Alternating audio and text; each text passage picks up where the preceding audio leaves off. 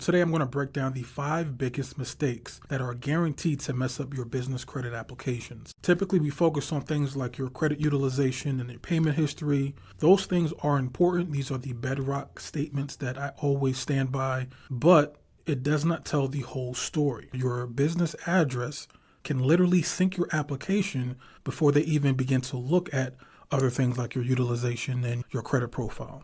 So let me break these 5 biggest mistakes. Mistake number 1, using a P.O. box as your only business address. Here's what happens. You apply for a business credit card or a loan, and on the application it asks for your business address.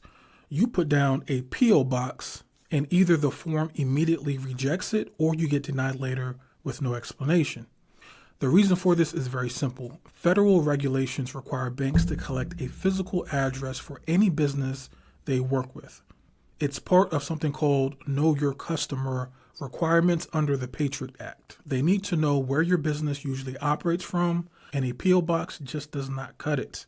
Every major bank from Chase, Bank of America, Wells Fargo, all of them will reject your P.O. box as your primary business address.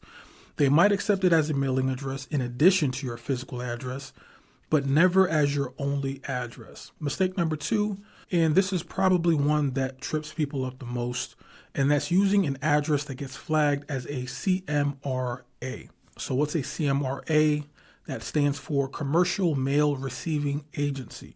Think UPS store, postal annex, private mailbox services, any place that receives mail on behalf of businesses. These places are required to register with the USPS as mail receiving agencies. So here's what people don't realize. Banks have access to databases that flag these addresses automatically. So even though your UPS store mailbox might look like a normal address with a street name and suite number, the bank system immediately knows it's just a mailbox. And this doesn't just apply to the obvious places like UPS stores. Any mail forwarding service or virtual mailbox provider that's registered as a CMRA will trigger the same flags.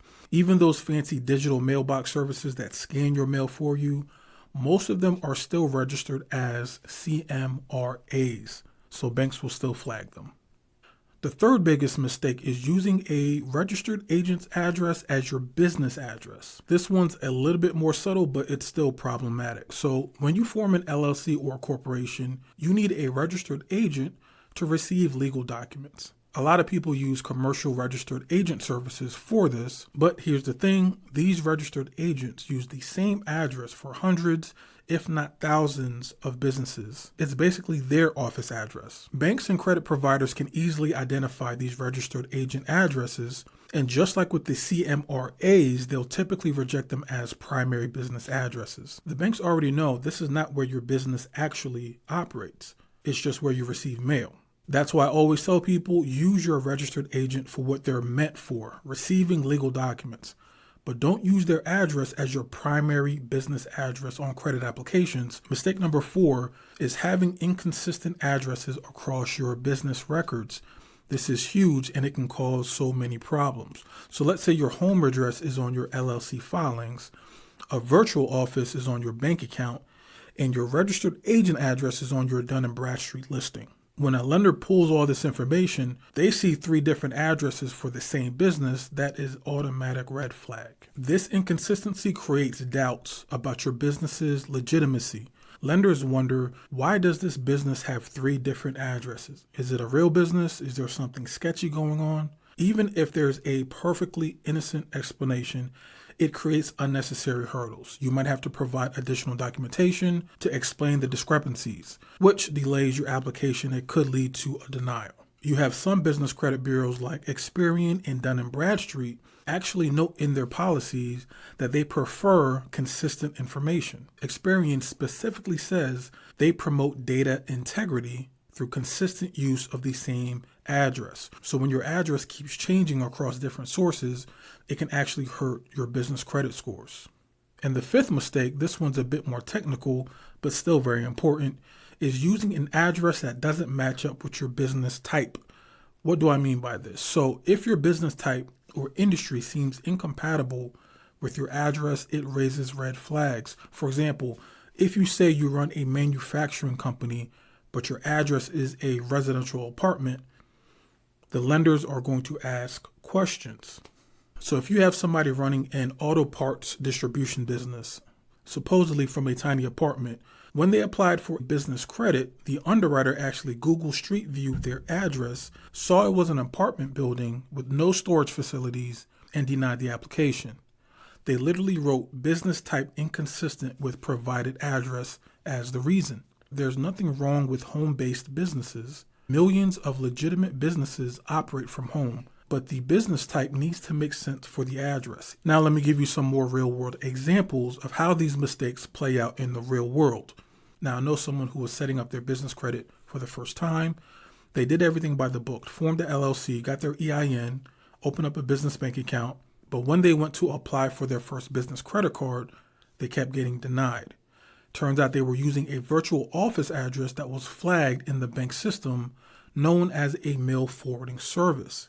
Even though it looked like a legitimate office address with a suite number and everything, the bank's verification system still flagged it. When they switched to using their home address, which is where they actually work from, they got approved almost instantly. The address was the only thing that changed from the previous denial to the approval. Who needs to be most careful about these address mistakes? So first, if you're just starting to build business credit, you should be very careful about your address choice from day one. It's much easier to get it right from the beginning than to go back and try to fix it later. If you're a home-based business worried about privacy, you need to be strategic. Use your home address for bank and credit applications since that's where you're going to be actually working from.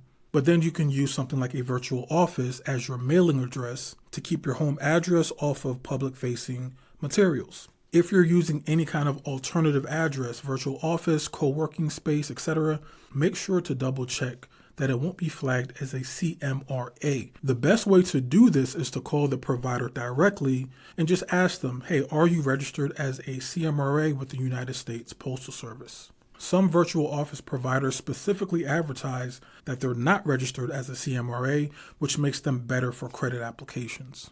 If you've been denied credit because of an address issue, and if you're planning to apply for significant funding like an SBA loan or a large business line of credit, being meticulous about your address is absolutely critical. These higher value products often have more stringent address verification processes. But there are some situations where you might want to think differently about this. If you have legitimate security concerns about using your home address, you might need to make some compromises. In this case, a co-working membership that gives you an actual access to a physical space, that might be your best bet.